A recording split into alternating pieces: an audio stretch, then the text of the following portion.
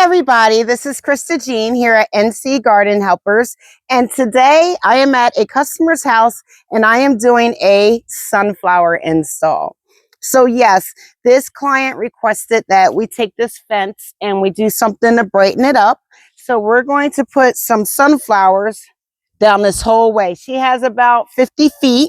So right now I have about 30 plants I'm going to start with. The thing about sunflowers is they don't like to be moved. So normally when you do sunflowers, you want to seed them right into the ground. But she has, these are mammoth sunflowers. So I made sure that I grew some first. And now that the frost has finally ended, last frost was last night, I can start putting them in the ground. And I'm also going to seed some into the ground as well. So it'll look like a beautiful golden yellow field by the time this gets done in about a couple weeks, and you see them all full grown. So watch what I do. Stay tuned. Like always, follow me on all platforms at NC Garden Helpers, and let's get going. So I wanted to get you guys close to these holes right here.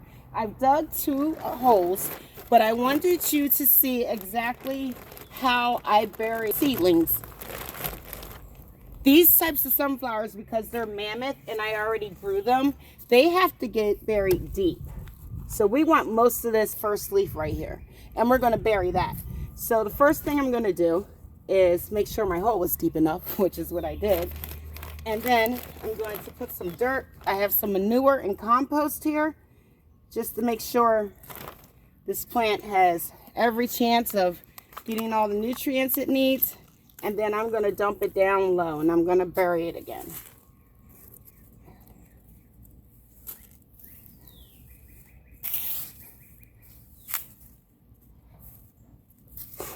Bury it again.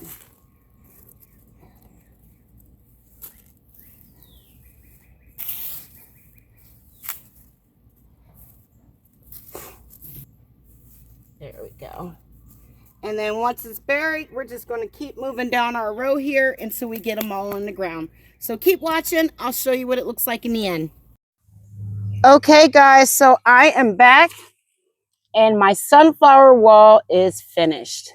So I'm just going to take a walk through. If you see some of them like this, they are in shock, which is normal for plants when you transplant them. About the first 24 to 48 hours, they will be in shock. So some of them aren't up at the sun like this one yet, but they will pick up. I also went through and I put some seeds in to the ground with these sunflowers. So that's called succession planting. So what happens when you succession plant is as these sunflowers bloom and their flowers fall off, the other sunflowers will be coming up and then no blooms. So she'll have a longer blooming period because we are using succession planting to get the flowers to bloom at different times.